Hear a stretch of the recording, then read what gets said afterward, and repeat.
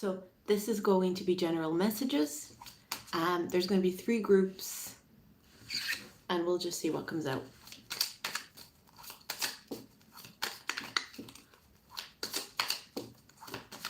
Okay, group 1. Oh, I think I want this one. This one.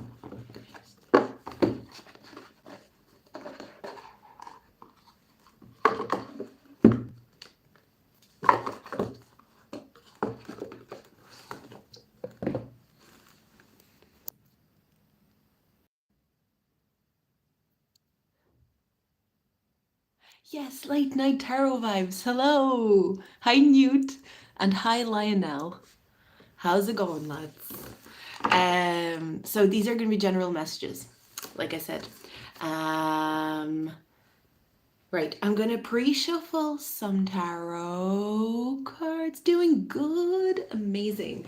I am doing so good. I was so sad today. I was so sad. And then I went to the beach and I was not sad anymore. And it was amazing.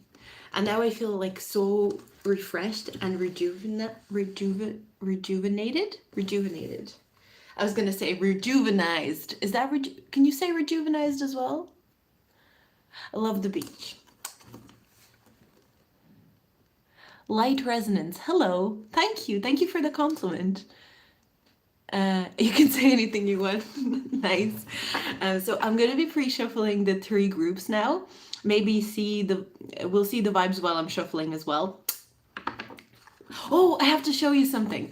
So I've really been missing my cat that I left all the way back in Ireland, and I've really been missing him.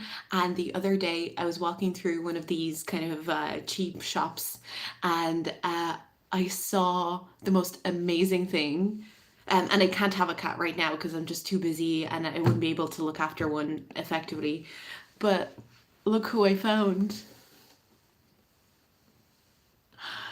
It's a little kitty. Look how cute. He's so cute.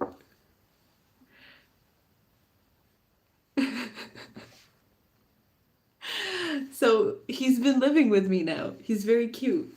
His name is Bubbles. I called him Bubbles because I also bought Bubbles the same day. So I just called him Bubbles because it just made sense. Okay, I think on that note, I'm gonna actually start shuffling. So let's get into it. Okay, so group 1 for general messages for group 1. Let's get the energy. Okay. Group 1 general messages, please. And so I'm gonna lay out the 3 groups first. You pick which one you like. See which one you're feeling. And then we'll start, but we're starting with group 1. Okay, group 1. I think, how many cards do I want to? So this is group 1. Let me know if you can see them okay. This is group 1. Group 1. I think maybe 2 cards is going to be enough to begin with. And then I'm going to use my other decks as I go along. But group 1. The word that's coming to mind with group 1 so far is spiky. For some reason, I'm going to take this card. Spiky. I don't know in what context yet, but spiky for group 1. Group 1 is spiky. Okay, so that was group 1. So let's shuffle for group 2 now.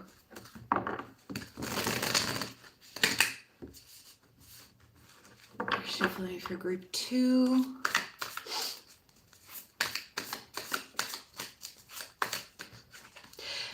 Group 2, if you feel like if you're resonating with this, there's this energy of needing to be in fresh air and feeling like you haven't been in fresh air for a very long time, properly, effectively, enough.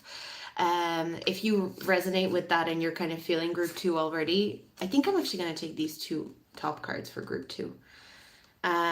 There's something around that for group 2. So now group 3. Okay, I feel like group 3.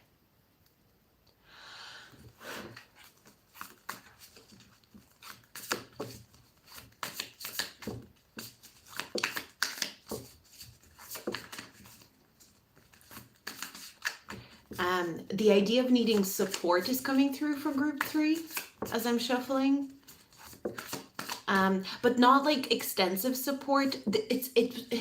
It's very specific support that I'm getting for group 3. There's this concept of needing very specific type of support that maybe you're even finding hard to explain.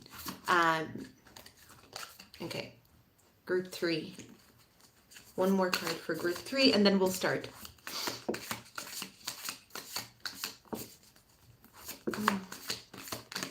Okay, I saw that one, but that's okay. Group 3, I'm definitely getting support as a theme for you, though, since I even saw that card.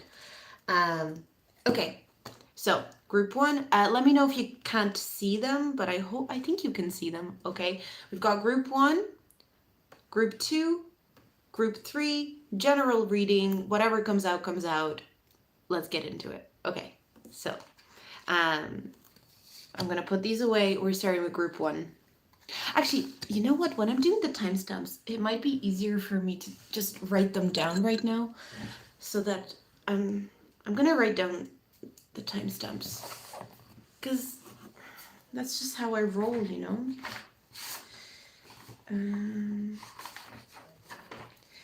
So about 7 minutes, right? Right? Yeah, 7. That's group 1. Okay, let's go group 1.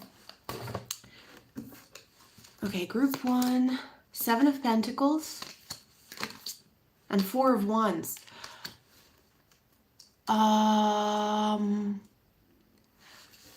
7 of Pentacles, 4 of Wands. I'm getting get excited for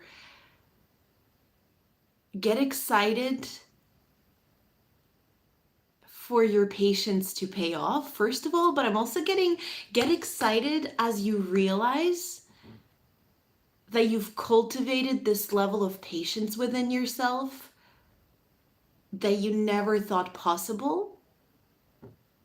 I feel like whoever picked group 1, you've become so patient lately in ways that I think you never expected to be. You never expected to be this patient. You never expected to be this... There's a sense of you waiting for something good, you waiting for something very specific.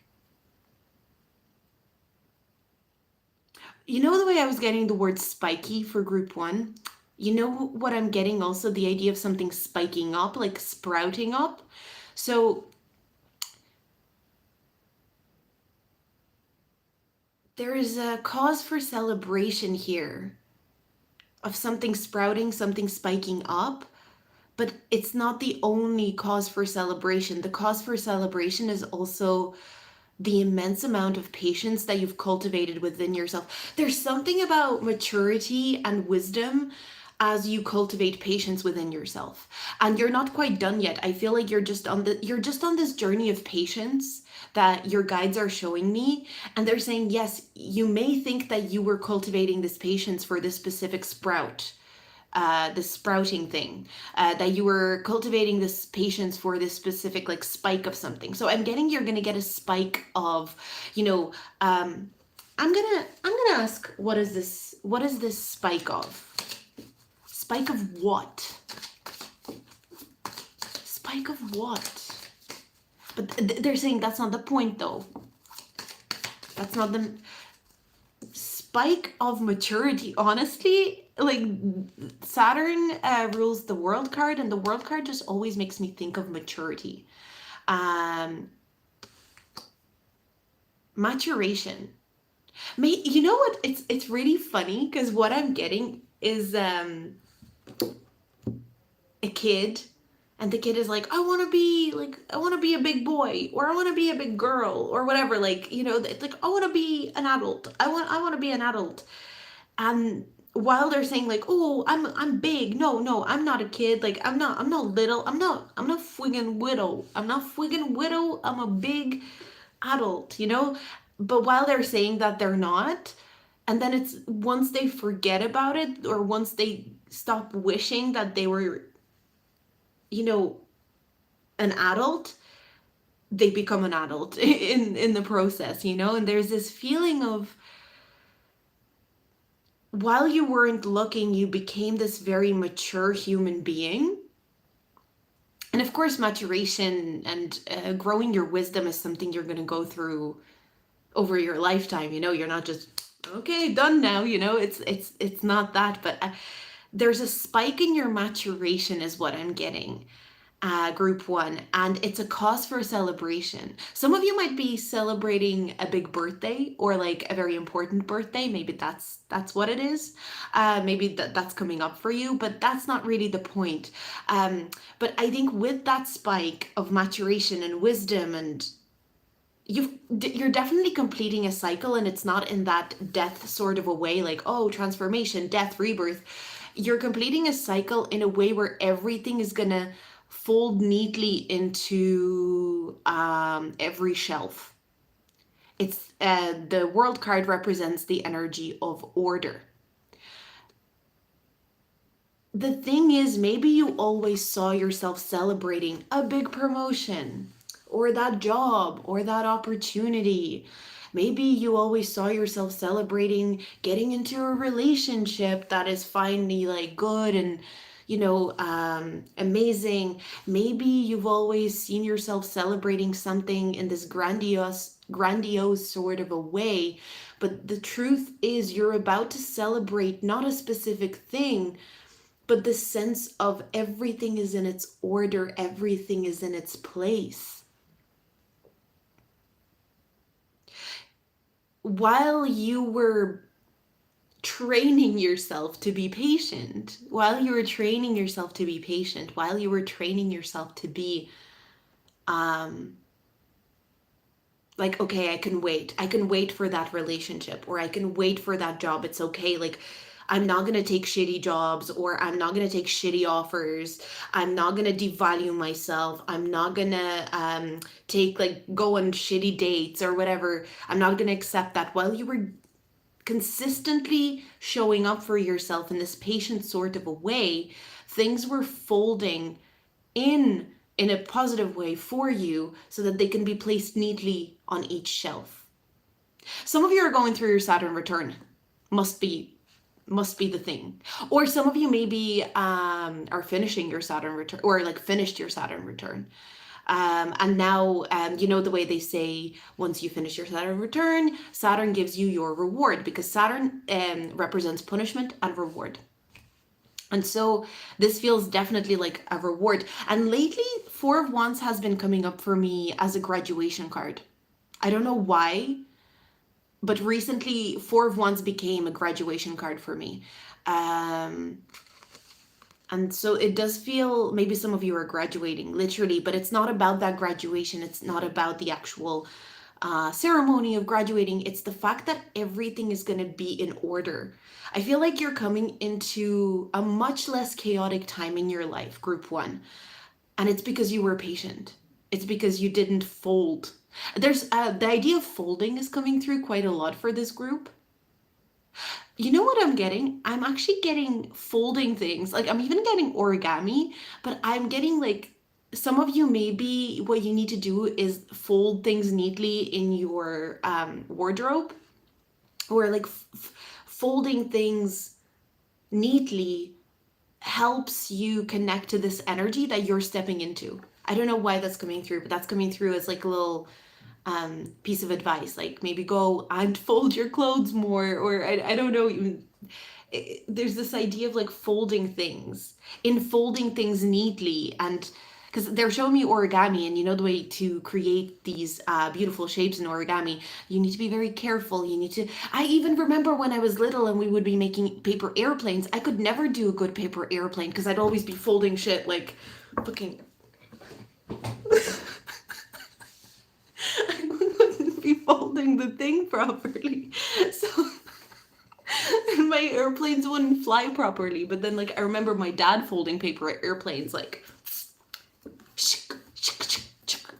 fucking throwing that shit, and that shit would be flying. It would be flying. Paper airplanes. I'm kind of getting I'm getting this feeling of the neater you fold, the sharper the aim, or like the better the result.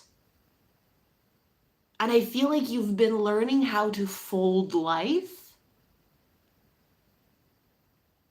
so that your precision gets better.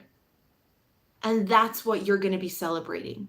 You're celebrating how good you've gotten with your precision. So maybe you used to, this might even kind of go with trying to manifest things. Maybe you used to manifest things and you used to be like, I'm manifesting, you know?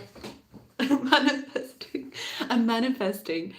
And now you're like, I'm manifesting, you know? Origami, I'm manifesting. So that's what you're celebrating your new sense of precision in life. That is kind of gorgeous. And you're gonna feel, I'm just getting such peaceful energy. This is very peaceful energy. Like even Four of Wands, like it's wand energy, it's fire energy, right? Four of Wands is this celebration, celebratory energy, but it's also energy of stability because fours are stable. You are about to know stability the way you've never known it before, the way you've never seen it before. And that's going to be the cause for a celebration. The fact that everything is going to feel so precise, so intentional, and so stable. And there's a level of security that you're about to experience that you thought wasn't even possible for you in this lifetime.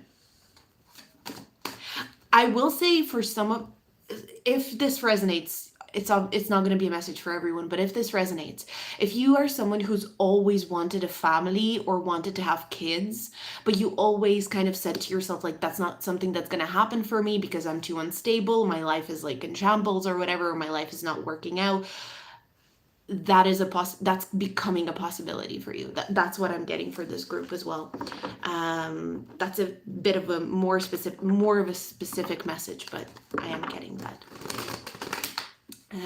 Okay. Anything else before we wrap this up? For group one, general message for group one. Four of Wands again.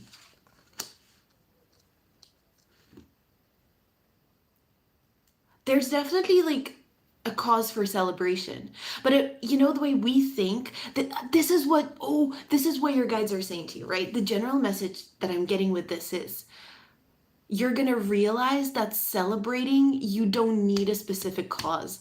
You don't need to celebrate because you've graduated from some sort of a degree, or with some sort of a degree. You don't need to celebrate because you are getting married. You don't need to celebrate because you are doing this and that, or you're receiving this award or this piece of paper. You can just celebrate because life is good, stable, and secure. And you feel safe to celebrate. So what I'm getting as well for this group, this energy is pretty phenomenal and gorgeous, okay? So this is like, if you picked group one, this is some gorgeousness that I'm feeling. The energy is very, you are someone, what I'm gathering from this group one, who maybe thought that in order to celebrate, you had to have a cause for celebration, because you thought if you were to celebrate without a cause, something bad would happen. When you didn't feel secure enough to be celebrating things, because why would I celebrate and then something comes in and wrecks my shit? And you're in a place now where you will not feel that insecurity. You're going to be in a space where you're going to be feeling like, I can totally celebrate. There's this feeling of certain celebrations that you're going to be having at this point in your life are going to be so much more special, fulfilling, warm than some celebrations that you thought you had a cause for before, like maybe your graduation party. I keep getting graduation. your birthdays before, your your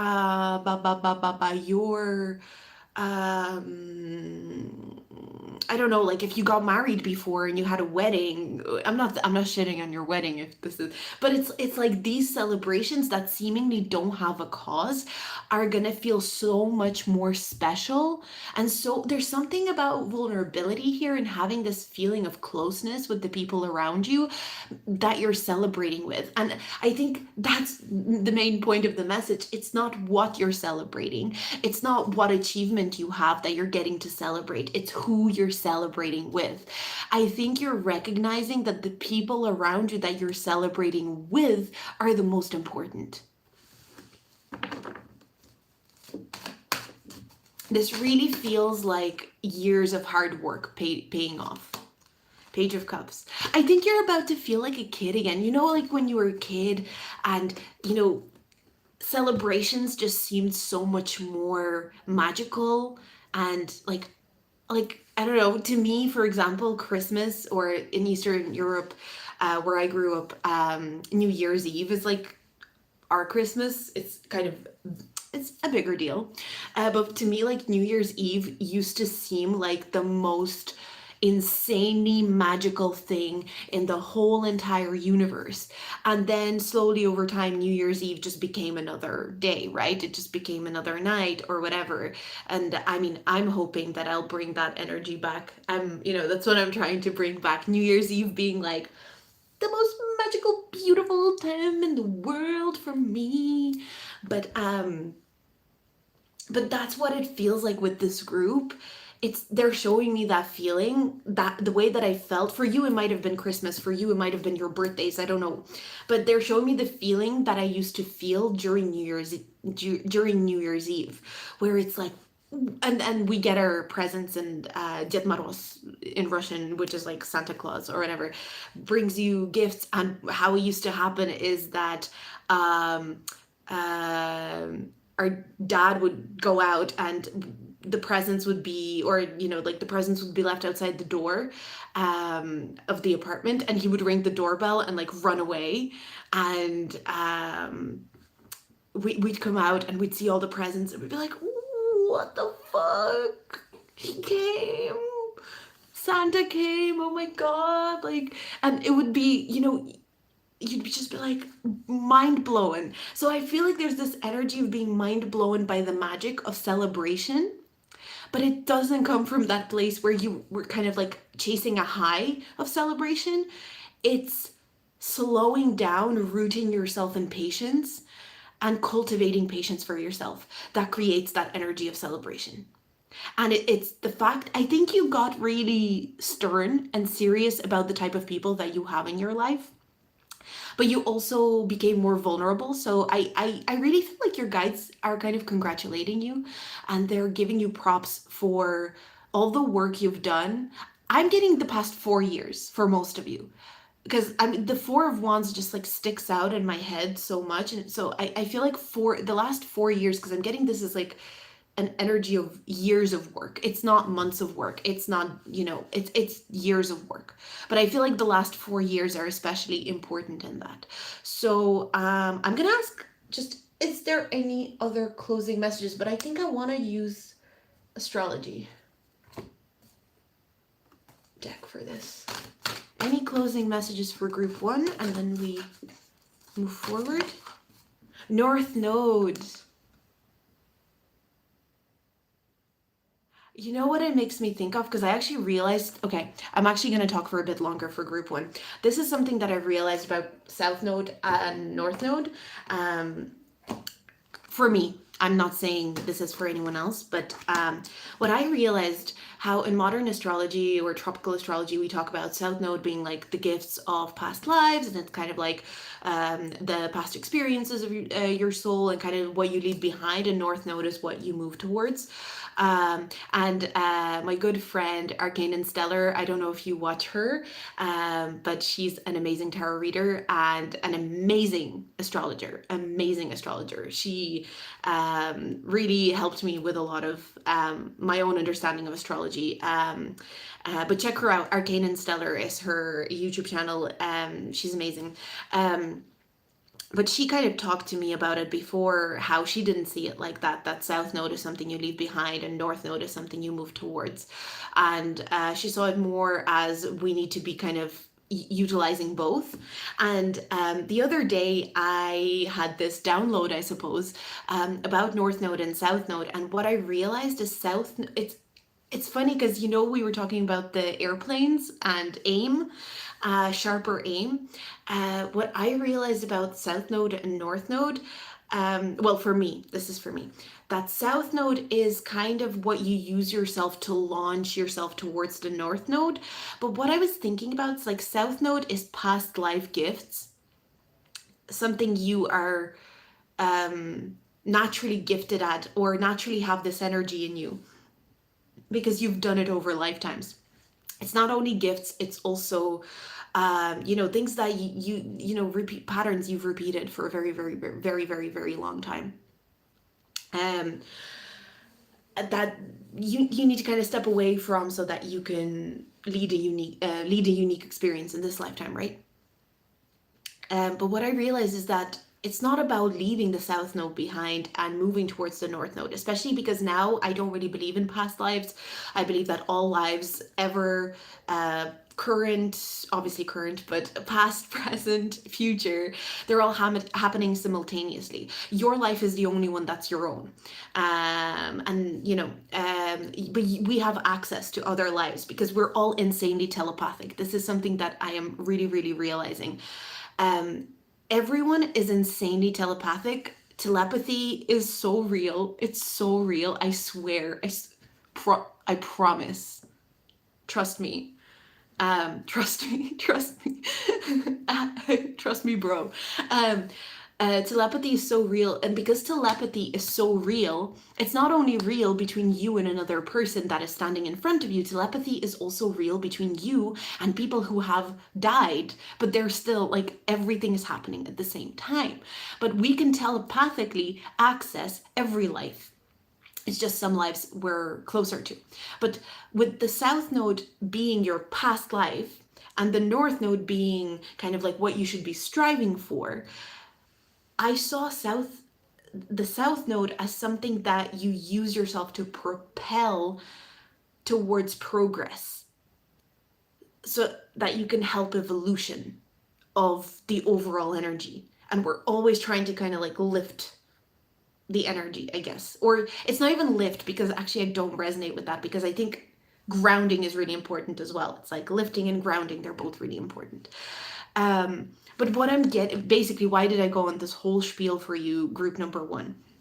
I'm seeing with the north node is you're basically lifting yourself or maneuvering yourself to where you maneuvered yourself out of your comfort zone. I would hazard a guess for this group that you were insanely impatient, especially 4 years ago, because I'm getting that 4-year mark, right? And well, we've got 41 here, so maybe it's 4 to 5 years.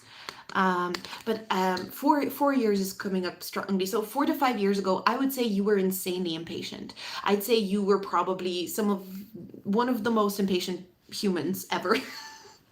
Not to call you out, group one, but it feels like you've maneuvered yourself into something quite uncomfortable, something that forced you to grow, and you cultivated a patience that is well, what I'm hearing is envy worthy, but don't take it the wrong way. Don't take it as some sort of like, oh, evil eye. Like, no, but I did hear that patience that is envy worthy. And this patience is like, it's only beginning to develop, and what I heard is just, you wait and see what this patience that you've cultivated is going to grow into. Insane amount of wisdom is coming through here for this group. It's like, what are you celebrating? Your wisdom.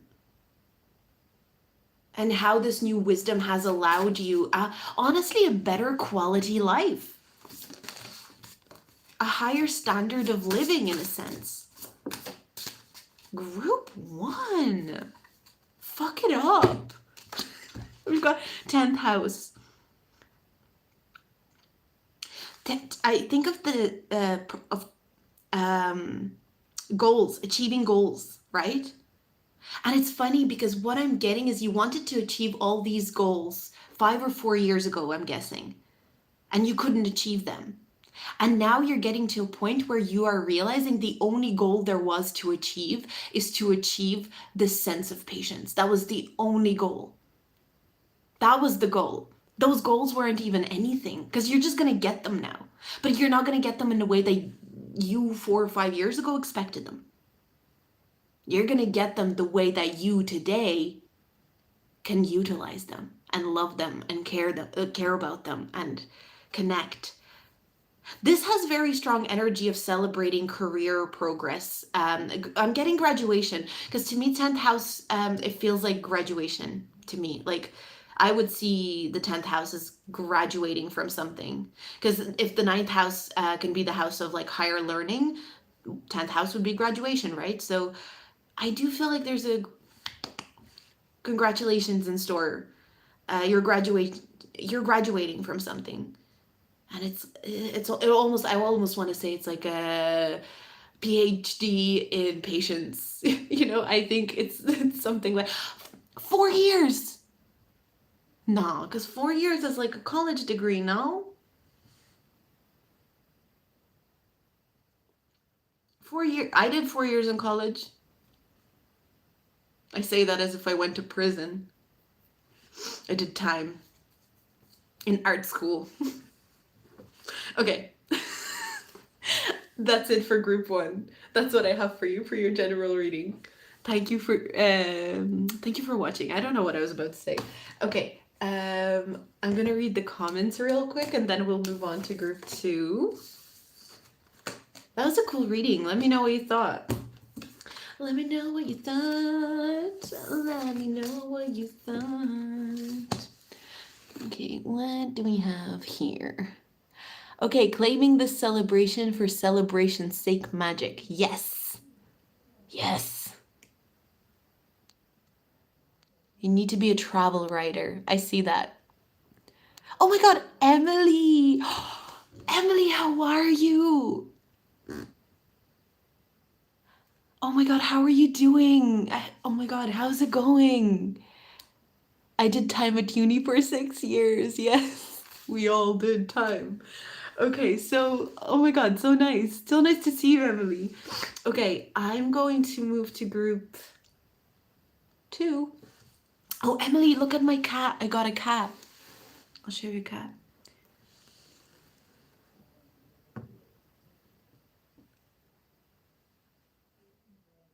Okay, I'm gonna move to group 2. Okay, group 2, let's get into it. Group 2. Eat it. Who's Pookie?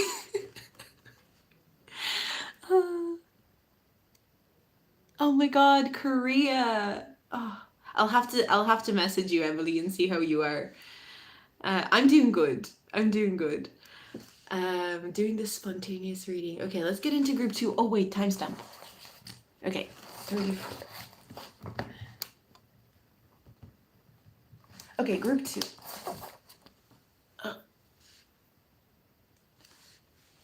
Oh, by the way, if anyone's gonna be weird in the chat, I had some weird people in the chat one of the times. If anyone's being weird in the chat, I don't know the spooky person, but if they're being weird, I would like people to block them, or I'll block them if they're gonna be weird. I'm gonna with Pookie. Okay. If the Pookie person gonna be weird, I'm gonna Pookie. If you're gonna be weird, I'm gonna block you. But if you're chill, if you're chill like that, it's fine. But we'll see.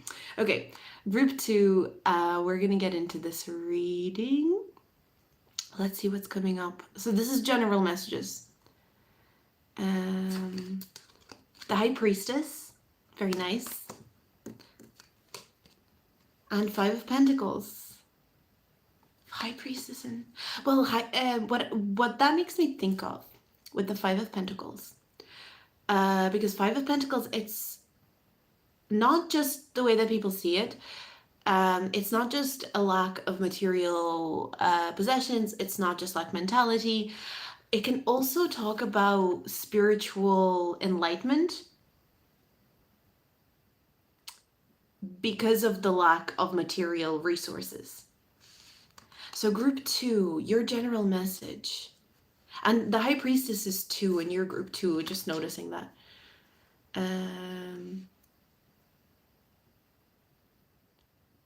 There is something...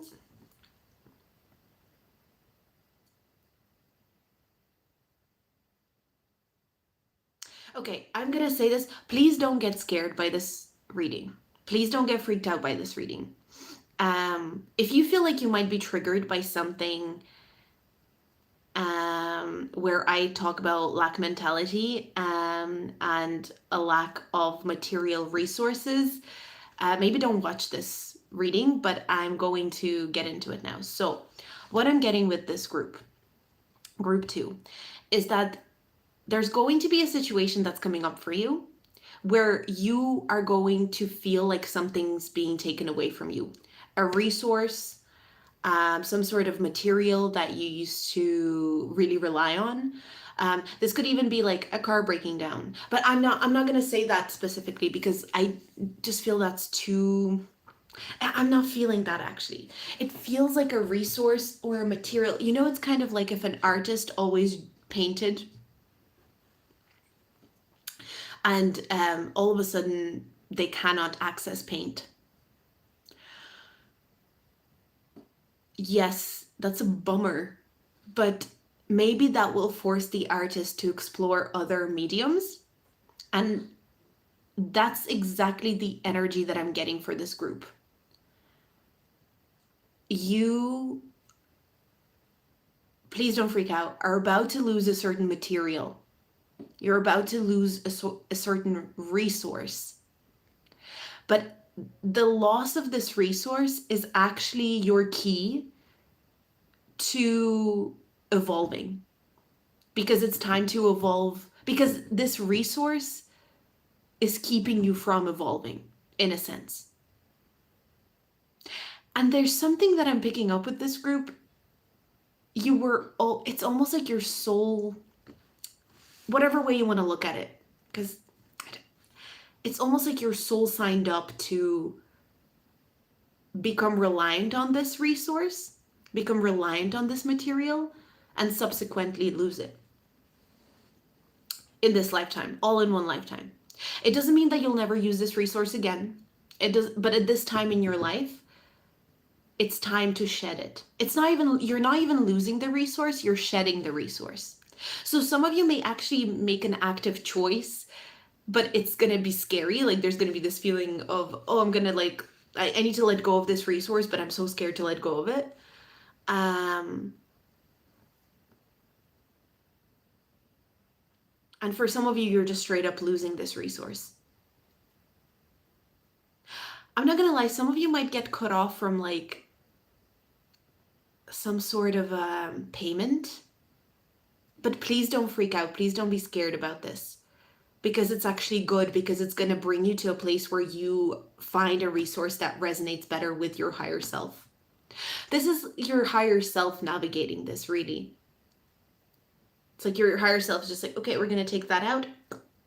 We're going to take that out. And now we're going to place this resource in front of you, but you have to go get it. You have to go get the new resource that you're supposed to use. Intuitively, you know, again, like that metaphor of the painter using paint all their life, right? And then they lose the paint, and it does not mean that they cannot be an artist anymore. It does not mean that they're not allowed to express themselves creatively anymore. It just means that painting is hard, or harder. Maybe they can find paint through other ways. I don't know, maybe they were getting their paint shipped from a certain place, and now they have to find a new place.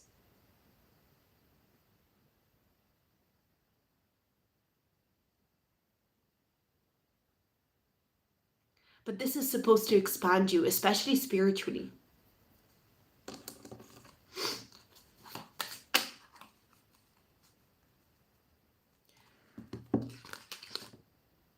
Oh, I'm gonna reshuffle because the same cards came out that came out in group number 1, and I feel like I'm gonna keep them in mind, but I'm just gonna reshuffle.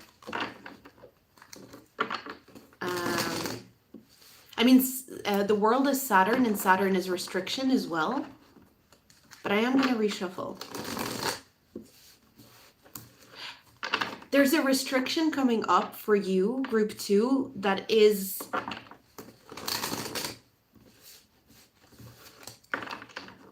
very expansive. It's going to expand you. The Devil. It's like a fear. Maybe it's something you exactly feared that was going to happen is about to happen. But the thing is, usually when we face a fear, we realize that the fear is not scary. I've been having these really interesting nightmares. I haven't had them for a while now, but maybe, I don't know, maybe a month ago, 2 months ago, I was having these nightmares where these nightmares were happening. And it's funny because I haven't had nightmares. So I was having these nightmares maybe like 2 months ago. But prior to that, I hadn't had nightmares for months, like no nightmares whatsoever. My dreams were always just normal or happy or neutral or, whatever. Didn't have nightmares. And all of a sudden I started having nightmares again.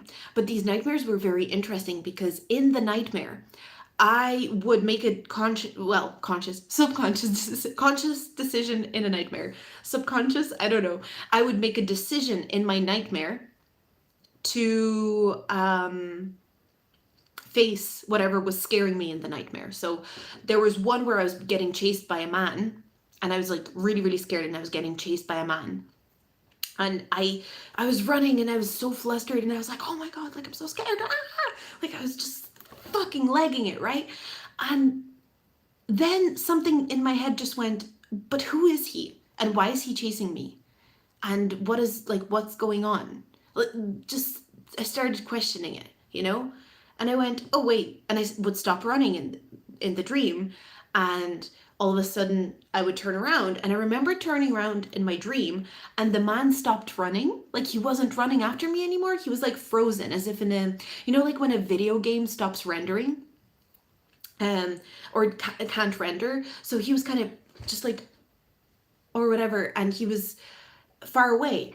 And not only did I just kind of go, okay, well, he's not running after me anymore, that's fine. I went, I'm going to walk up to that mister, and I'm going to observe him. So I walked over to him in my nightmare, and I come up close to him, and I look at him, and I was walking around him. He didn't have a face. He wasn't rendering. He didn't have a face. It was just a generic man. He was just a generic man with no face, or like barely rendered face. The way I would describe it is like old video games. Kind of reminds me even of The Sims, when sometimes the game would lag and their faces wouldn't render properly. It was like that. And he wasn't rendered in my dream, and he was stuck in the position of running after me, and I was just walking around him, and all of a sudden all the fear was coming out. And, the next thing I'd know is I'd wake up, and I'd be like, oh, okay. And I wouldn't wake up with fear in me. I'd just wake up very neutral, very normal. And this is the energy that I'm picking up on for you, group 2. I feel like having this resource taken away from you, it almost felt like a threat. But you always knew this resource. I feel like basically, here's the story. You always knew that this resource was going to be gone. You always knew that you were relying on this resource or on this material for the time being. But your energy, because you can always tap into every version of you at all times, knew that this resource was going to be taken away from you. And your nervous system was like, oh my God, oh, it's going to be terrible. It's going to be so scary. Oh my God. But what you're going to come to find out is when this resource is taken away from you, there will probably be emotions of fear coming up, but you're going to deal with it in a way that is going to break you out of something. Like, I feel like this resource has come to a point where it's just keeping you stuck in a loop. Kind of like my nightmare, because the whole nightmare was just me running away from that man. Generic, faceless man that doesn't even exist. Isn't anyone. And so the presence of this resource, what I'm seeing is it like an equation, and it's presence of this resource equals absence of this resource. So I'm almost getting like, it does not matter whether what you're going to realize, group 2, is that this piece of material, this resource that you were so scared to lose, it doesn't matter if it exists or not in your reality, it really doesn't.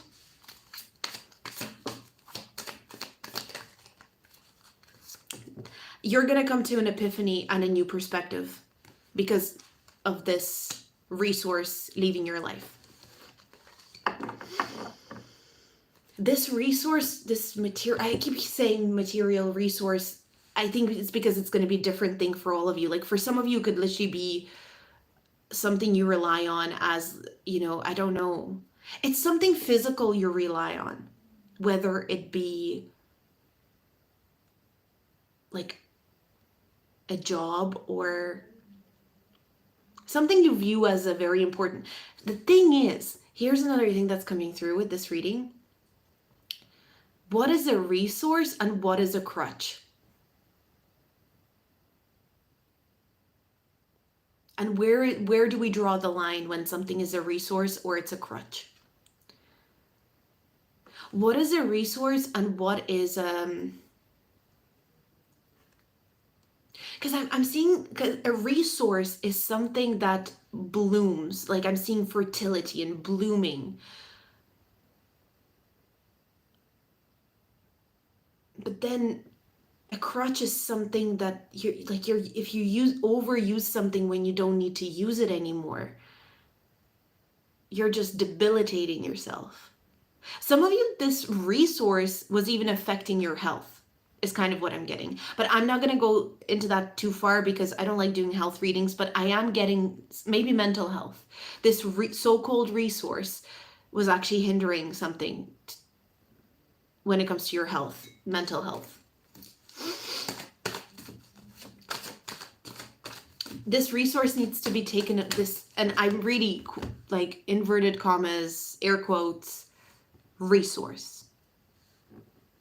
Like resource. That's what I'm seeing, that I keep seeing it over and over again. It isn't even a resource anymore. That's the thing.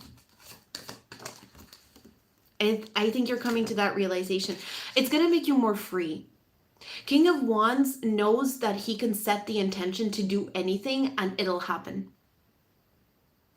It'll set you free. Losing this resource will set you free.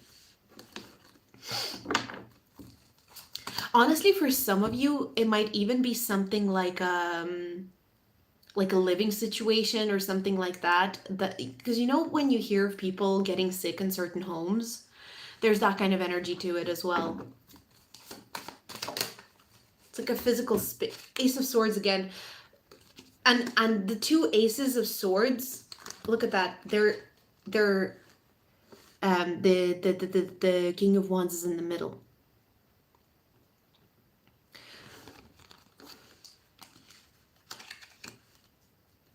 I'm getting very strong epiphany energy because of this resource being taken away from you. Okay. Let's see. Any closing messages with astrology cards for group 2? Any closing messages? Any closing messages? Venus. Venus is abundance. You're gonna see your own infinite abundance. That this resource is not the abundance. That you're tapping into your own infinite abundance, but you need to go through this moment of facing your fear of losing that resource first.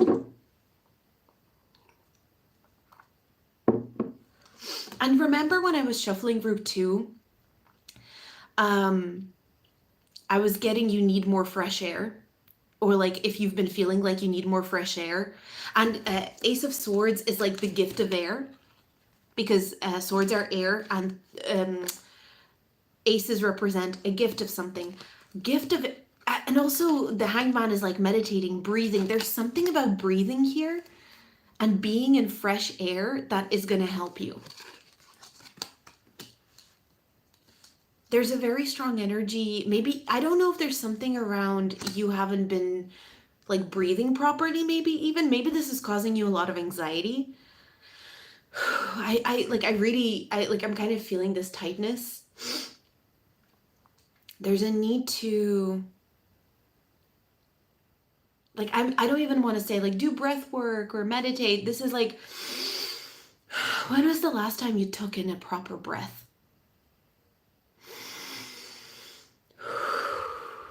I would even encourage you to do it now if you're watching group 2 and it's resonating.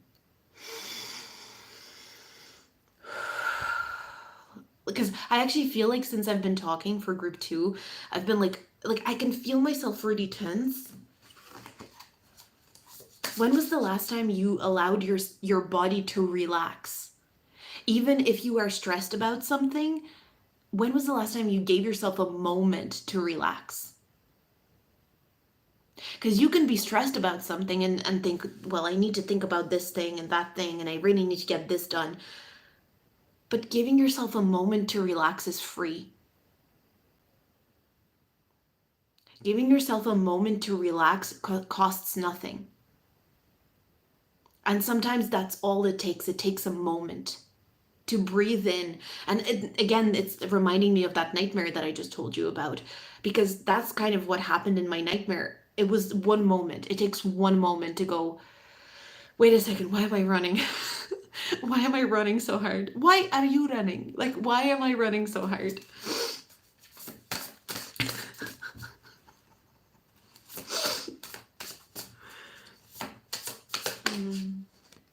We've got Trine. Trine energy is very soothing. It's very harmonious. And we've got Cardinal.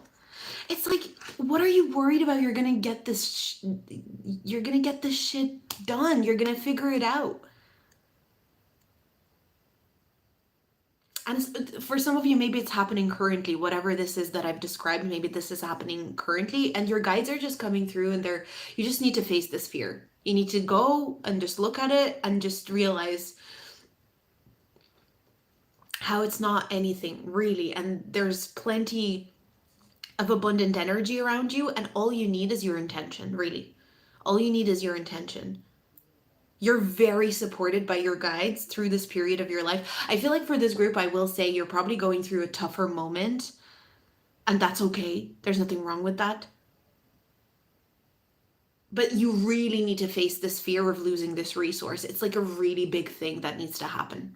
And your higher self is orchestrating that for you, because your higher self is like, the time has come. It's your moment. It's your moment now. That's another thing I want to mention for group 2. If you sit with me and let me share some of my findings.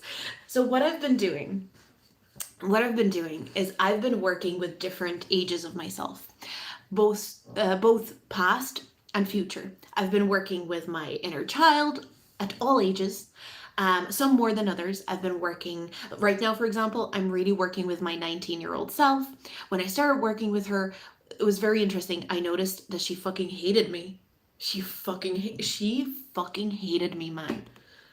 She was so irritated by me. Like, I was so annoying to her. The most annoying bitch on planet Earth to her, I swear. But now we're friends. We're getting along. She actually made me dinner the other night. But anyway, so I'm working with all these different versions of me. And I kind of started doing this more so around October time. So not just working with my inner child or my inner teenager, but working with future versions of me as well. And I'm kind of expecting that I'm going to start working with maybe even, I'm still in my 20s, but like earlier 20s, mid 20s versions of me soon. Maybe not yet, but I can tell where I'm working with different versions of myself. And what between October and now, I'm actually not working with her as much anymore. Because I said, which version wants to work with me and help me through this period of my life? My 62-year-old self came through, and it was so funny because she was showing me like her wrinkles, and she was like, these are my wrinkles, I love them. She was showing me her favorite wrinkles as well. She's like, this is my favorite wrinkle. And then she was showing me her gray hair, and she's like, I love my gray hair and all of this. And it's so funny because when I was working with her, I started growing a gray hair. I never had grays up until that point.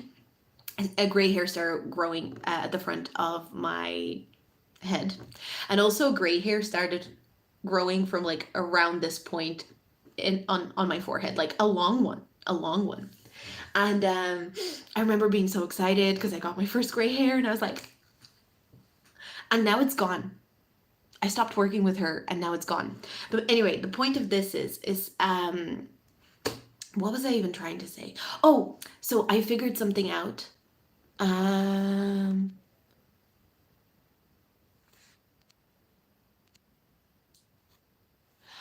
I I figured out that every version of you chose a job. I mean, this is my belief, but I'm very strongly, like, it's a very strong belief in me that when we came to this earth as a human, it wasn't a thing that we just came on this earth. Like, every version of you, every age of you chose a job. There was a specific task at hand. There was a specific like way that you are supposed to be at each age, because I'm connecting to like an early 40s version of me. I'm starting to connect to her more and more now. Like slowly.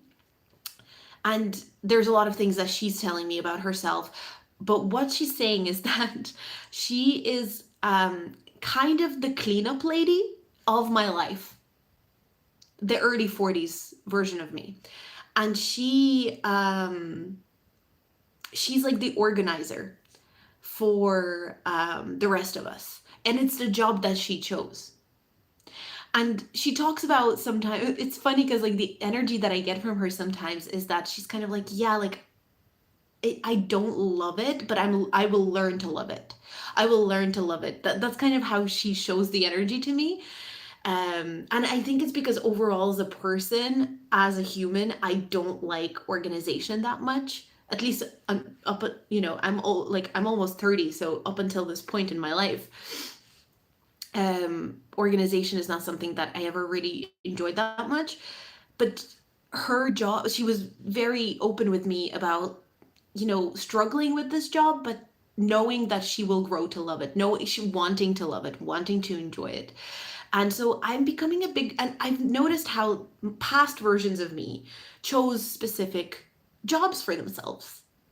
They, we all chose them. We chose these jobs. Um, in a very specific way, actually. Even the children, even the child versions of me, because I have like teenage child versions of me that almost seemingly have different personalities completely, like night and day. And there's just a lot that I'm realizing about this kind of, well, that's a system that I have, how I'm working on a lot of my healing right now. And I'm realizing every single version of me at every age had a job. She had a job to do, and she did it. And some of those jobs were very messy. For example, my 19-year-old self, she had probably one of the toughest jobs. I'm not going to go into the details of it, but like her year was the job. It was the objective. She was given the objective, go through this, go work through this. And she fucking did it. And I'm realizing that 29-year-old me, I got one of the fucking easiest jobs out of all of us. And that's probably why she resents me or resented me. Apologies to my 19-year-old self. She doesn't resent me anymore. We're working on the, but there was this feeling, what she was trying to convey to me is like, you're not appreciating your fucking job. You have such a fucking lovely, great job, and you hate your job. Did you see what I had to do? That was the energy, you know? And so I guess I'm telling you this story because whatever age you are right now, whatever version of you that you are right now, you chose this job. Out of all the versions of you, out of all the versions of you that existed, will exist, you chose the job of dealing with this fear of losing a seemingly irreplaceable resource that would be a nightmare to live without, and realizing your own abundance and having the breakthrough of your own abundance and moving forward with bravery, with gusto. So it's your job. It's your job from the rest of you. The rest of you needs you to do this job. That's what it is, group 2. Thank you. I hope you enjoyed this reading. Oh my god, is that the Andre? If it is, hello. Well, Andre, either way, hello. Okay, so that's group 2. Oh, that was an intense one. Okay, let's see what's going on in the chat.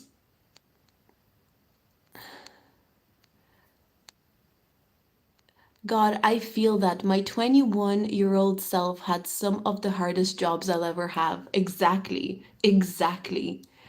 19 to 22 was an era TM. Hey, Andre, what's up, man? Thanks for stopping by. Hope you're enjoying the live. 21 to 29 was a wild ride. Okay, well, there you go. I really believe that, you know, I feel like I really want to share more findings since I've started working with all versions of myself, the way we interact. I started doing it also because maybe some of you will know astrology, perfection years in astrology, where I realized how we have this concept of the higher self. This concept of the higher self and healing the inner child and healing the inner teenager, but we don't, I don't know, like there's something about not considering how like you even a year ago needs healing and connection as well. But I was even thinking about it because I've been trying to channel myself as a baby. I've been trying to channel myself as a baby and I haven't been able to access it too well because maybe I'm not supposed to, because that's another thing. Because this is another thing, you know how adults, what comes to mind is that horrible documentary about that nun that was killed. I don't know if you guys know it. You probably do. It was like on Netflix. I don't remember the name of it, but it's a nun that was killed, and then this girl starts having memories of her time in like Catholic school and all the horrible stuff that happened. And I truly believe, because I was thinking about this, I truly believe that woman started having those. It wasn't random. It wasn't random that she remembered those horrible times in that school. It wasn't random. She remembered it because she chose that job at that age. Because the rest of her wasn't supposed to remember it. It was her at that age that said, I'm going to deal with that shit. I'm not going to let that. And I truly believe, because there are some things that I'm processing right now in my life that I couldn't even fully remember even a year or two ago. I think if we look at our ages and whatever comes up at that age is like, I chose this job. This is a job. This is a job so I can improve all the rest of our lives, all the rest of the Vlada's lives. And they are doing the same for me. We're like a cohesive, well-oiled thing, right? And what I've also noticed is the more I do my job, like, because what I've figured out is my job in this age at 29 is to really try out new things, do things that I feel I enjoy doing, tap into skills, different skills, whatever skills resonate, go for them, try and learn them, you know? Like I did piano lessons in July, for example, just because I was like, I need to do this. And what I realized, the more I lean into this job, that I already know that, like, I know my job this year. I know my job. It's like, you know your job. The nicer the other versions of me are to me. It's like you're being a good coworker. You're being, it's like when you're working somewhere and you're being like lazy and you're not doing your job, the rest of the coworkers are gonna fucking hate you, right? And I kind of noticed this energy. It is just like very, very fascinating to me. Very fascinating to me. And yeah. Anyway, I would love to share more thoughts about these things, but I'm not going to put it all in this video because I could talk for hours. But that was group 2. Thank you so much. Oh, you're enjoying yourself. Great. I hope everyone's enjoying themselves. Perfection years trip me out. Definitely need more resources and food for thought with them. I should do a video on perfection years because I've literally been implementing them in my own life. I really should. I should do a video on perfection years. Yeah, because I believe that whatever perfection year you're in, so for example, I'm 29, I'm going through my 6th house perfection year. My early 40s, but I'm guessing 41-year-old self, because 41 is the next 6th house perfection year for me. She's started interacting with me a lot more lately, and she's quite stern with me. She has like a stern energy, but she's friendly, but she's very stern with me. And she's drip feeding me information. And I think there's a connection there for sure.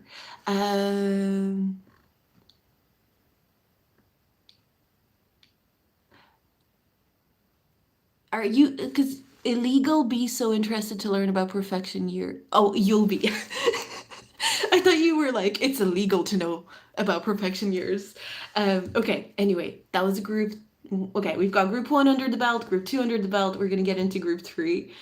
Yeah, I'll do a video on perfection years. Fuck it. Let's be gangster and do it.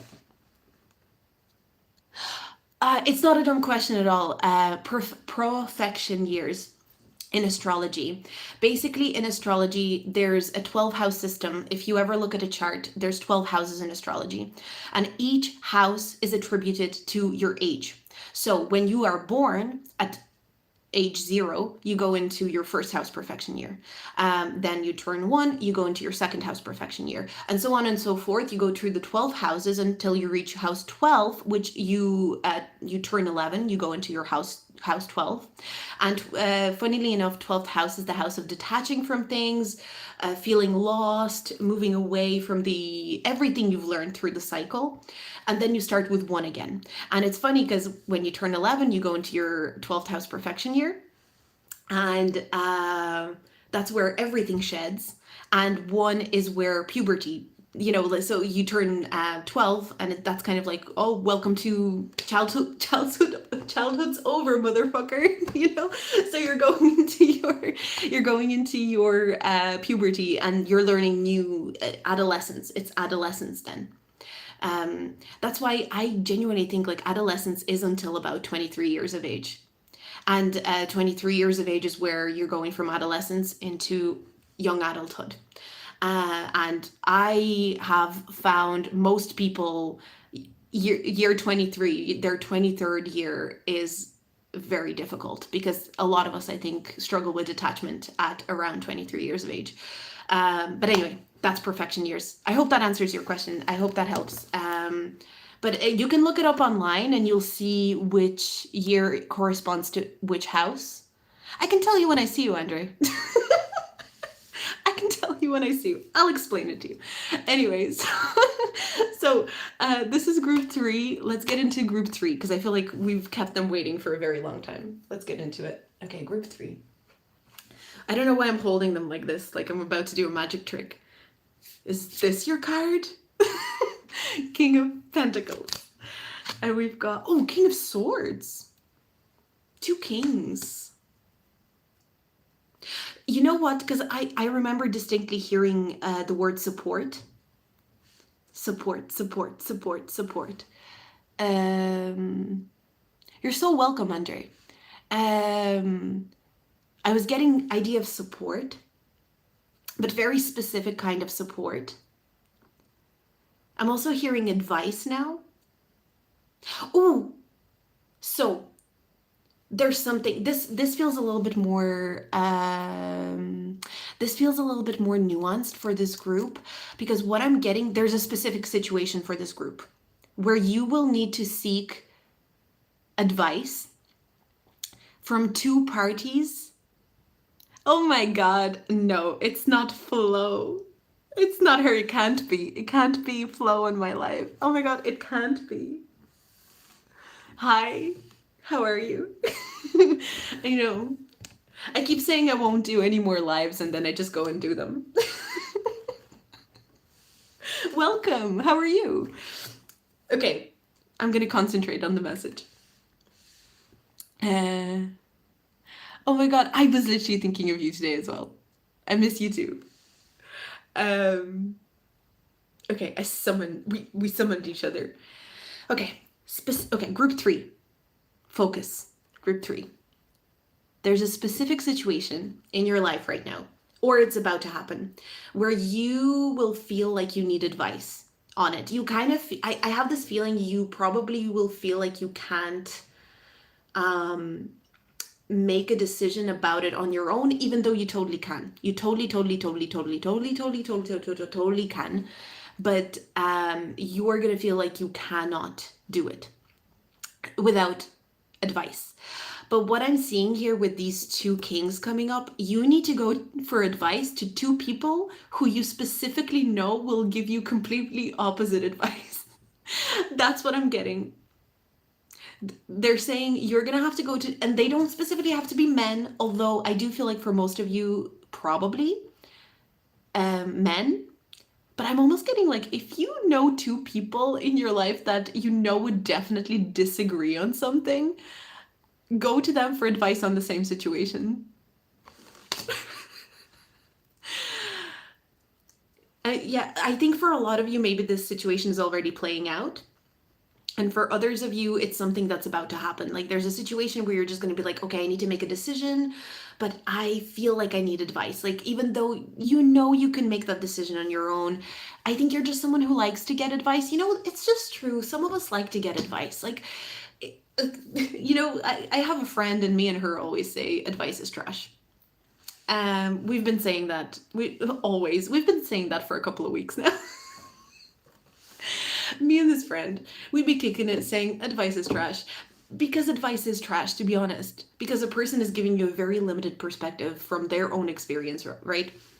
And the only decision that you can make is the one that's fully authentically aligned to you, right? But what I'm getting is that you will want advice on this specific situation. But the thing is, you need to go to 2 people, maybe specifically 2 men, who you know for a fact would disagree in an argument. And ask them both for advice on the same thing.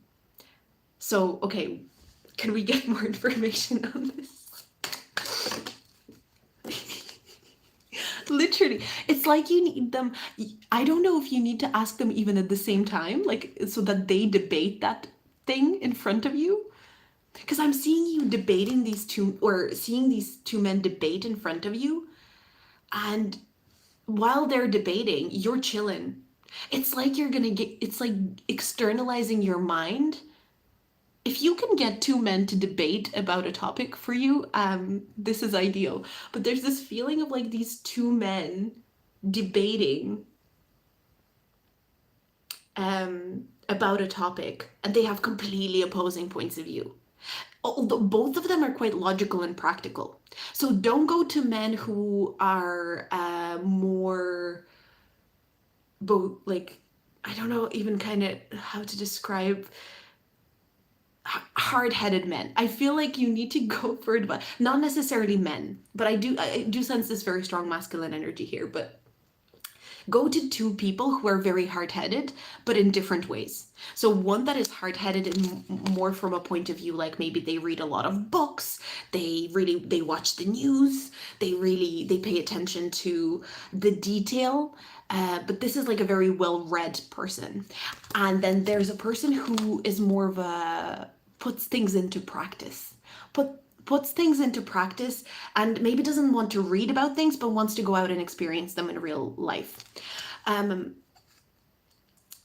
But both of these men would have to be a little bit more hard-headed and less kind of flowy, is basically what I'm getting.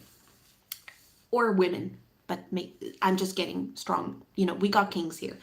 And so what I'm getting is that either you ask them separately or you ask them at the same time and you get them to have like a little tussle about it, a little debate about it. And while they're debating it in front of you, you're gonna know what decision you want to make. It's not about who you're listening to. It's not about who you're, who's the final truther. It's about watching a debate. But there's a very strong sense of two sides arguing something. This might actually be two sides of you that you need to connect to through these two people.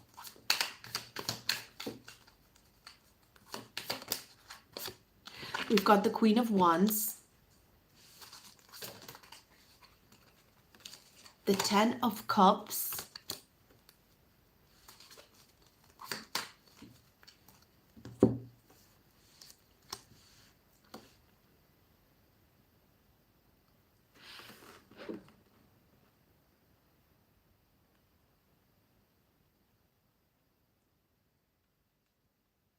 this feels like you'll make the decision yourself anyway.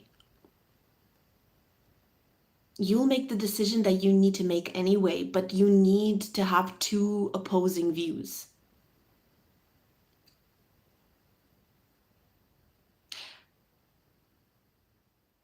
Another thing that I'm getting is that this is like a separate message that I'm getting for this group, for group 3. You need someone to debate, or like you need to debate something with someone. Maybe you need to find someone to debate you. It's like, I want to do this, and you need them to oppose you. You need them to debate you so that you can prove to yourself that you actually want to do it. It's like stating, I want to do this. And if there's no resistance, this is turning into something else. I'm actually moving into a different message with this. So take the message at the beginning, but I think that's its own thing. But what I'm getting as a message here for this group, consider if you've been around too many yes men lately. That's the real question of this reading. Because the thing is, it's great to have support. It's great to have people who are like, oh my God, you should totally do it. Go for it. Like, really go for it.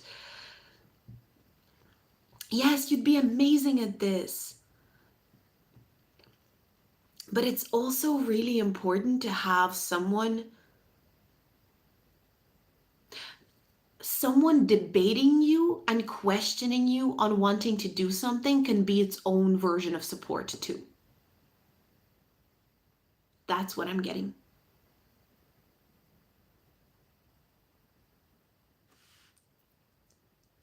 Someone debating you, someone challenging you on what you want to do, on where you want to go, is its own version of support.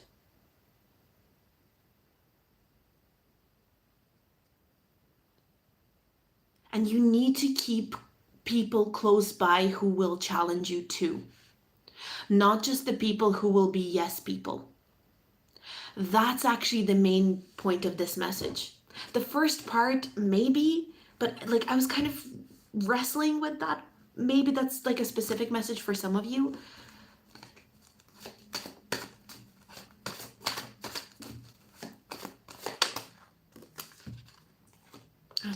I'm not going to take this one. I'm going to take Page of Cups.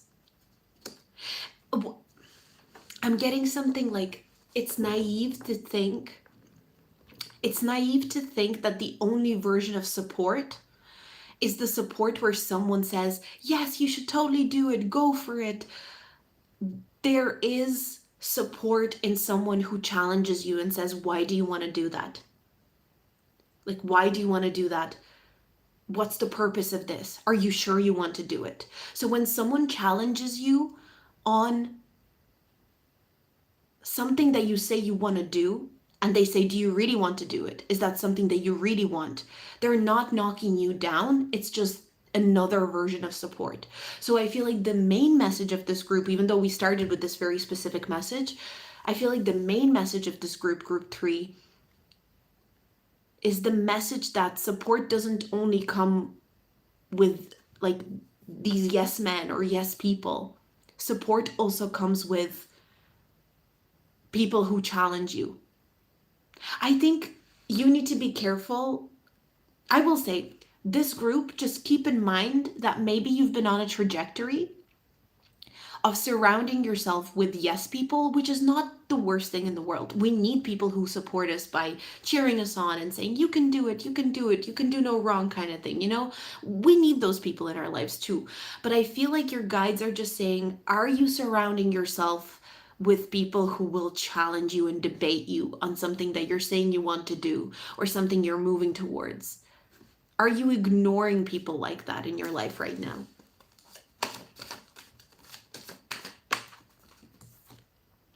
King of Swords again.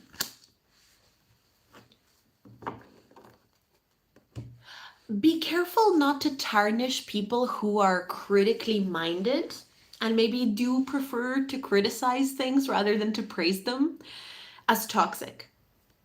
Group 3. At this point in your life, I'm not saying ever, but I feel like your guides are just saying, make sure you're looking at people who may criticize you or just say like, are you sure you did the right thing there? Or people who say that didn't seem to be like something you did from your authentic place, or a place of your own authenticity or alignment. Or someone who calls you out on your bullshit, for lack of a better word. Don't be quick to tarnish them as toxic or as like a bad influence on you, or as people who want to bring you down. There's genuinely, I feel like you're actually attracting some critically minded people into your life currently, because maybe you've surrounded yourself either with people who are kind of like yes men, or people who just won't really care to debate you or challenge you as much.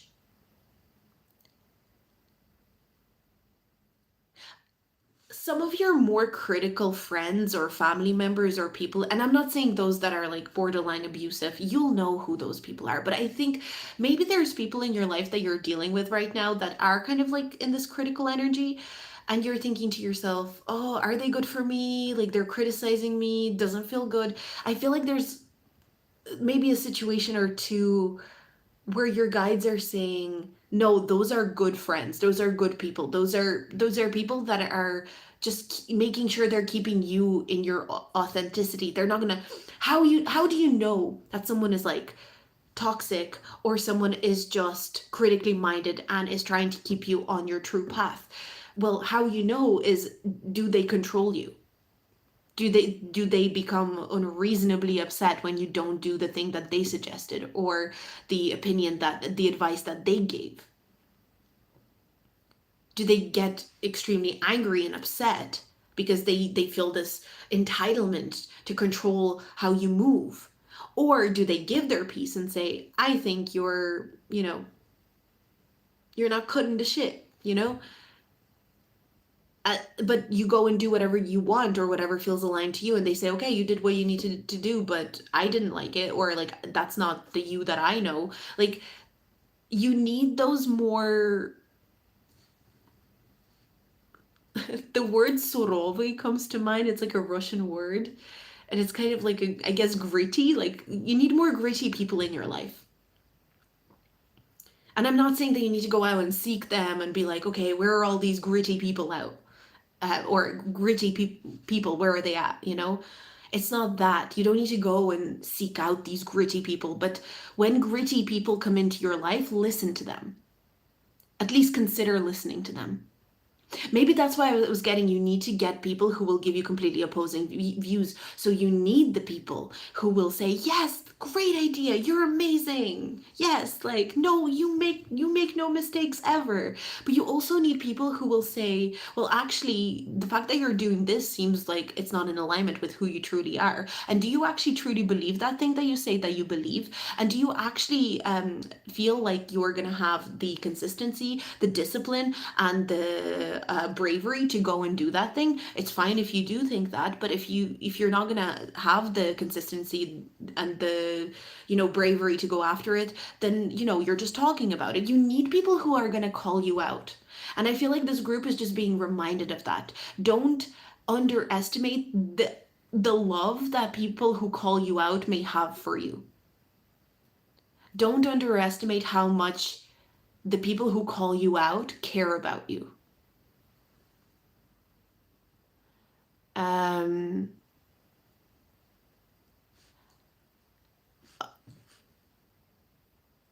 okay. I'll see you, Andre. Bye. Um, but yeah, for this group, yeah,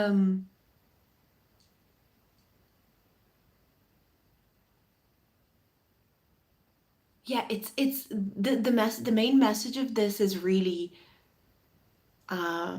be careful not to surround yourself with only yes people.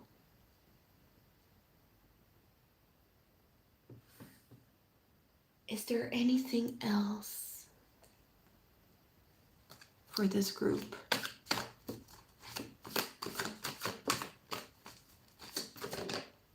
Moon.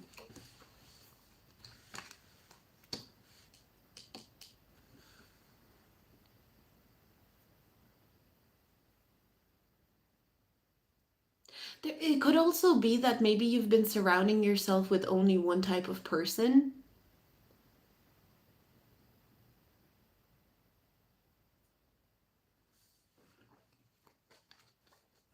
It's not just about whether they're gritty or not. Pisces. Moon and Pisces. There's something very elusive. I am getting this idea of like trying to run away from something, and there might be something you've been trying to run away from.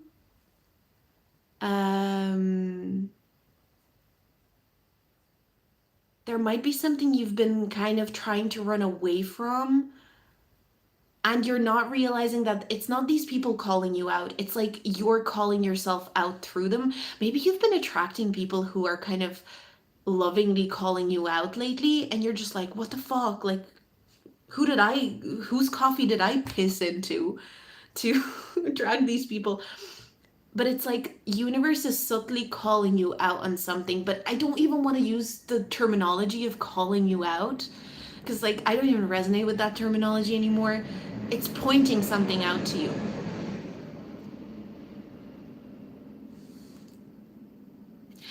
I definitely feel like group 3 is a lot more complex than I'm even able to actually. You know what? Let's challenge myself to actually fucking tune into the message properly, because it just feels very complex, this group.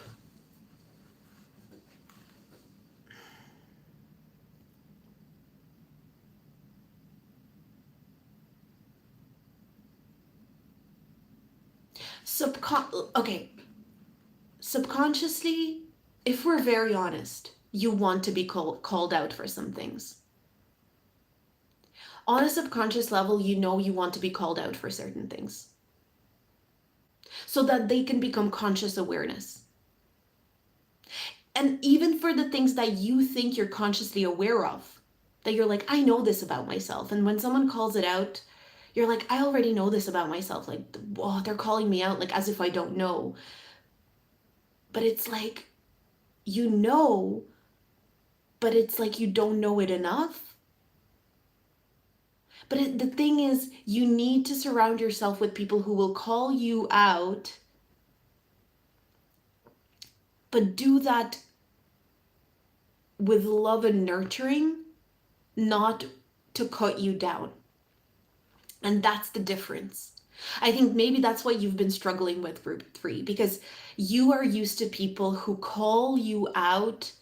And maybe you've come to think of people who call you out as these very harsh personalities or harsh energies. What if you set the intention to be called out in the most soft, loving, caring way? What if you set that intention today?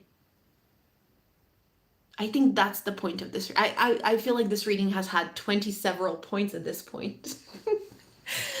You know, I feel like you probably already have people like that in your life that call you out with love and care and compassion. What if you call more of that into your life? Because I feel like that's actually what you need right now. There's this feeling of you needing the types of people who know how to call you out on your bullshit, but do it with love and consideration for you and what you've been through. And while calling somebody out, because Pisces energy is compassion and moon is nurturing, right? And there's a lot of gentleness here, but there's also this like grit, right? Gritty people can be compassionate too. And there's plenty of them to go, or to go around is what I heard. So I feel like for you, group 3, set the intention to meet people who will call you out, who are gritty, who will notice if you're acting out of alignment or acting out of your true, authentic character. But they're not going to go, oh, you are so fake and you are not acting within your integrity or whatever. But people who sit down with you and be like, hey, I noticed that you acted this way, but it just didn't seem like that's the way you wanted to act. Like, is everything okay? You can choose to call those types of people in. And what I'm also getting is you can choose for existing people in your life who do call you out to soften in that sort of way as well. You'd need to set a lot of boundaries, of course, but what if being called out felt like love and not like decimation, is what I heard. What if being called out and being criticized even felt like love, felt like a big hug from the universe, felt like affection and care and understanding and compassion? Because the act of calling someone out, oh my God, this is exactly what I heard. The act of calling someone out is intimacy. That resonates so much with me, you know? But you know what I think? Sometimes certain people call you out where they have no right, and that's forced intimacy.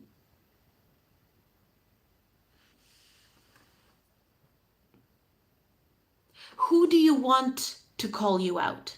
Maybe you need to go to those people and say, hey, I need you to call me out. Because we have that level of intimacy.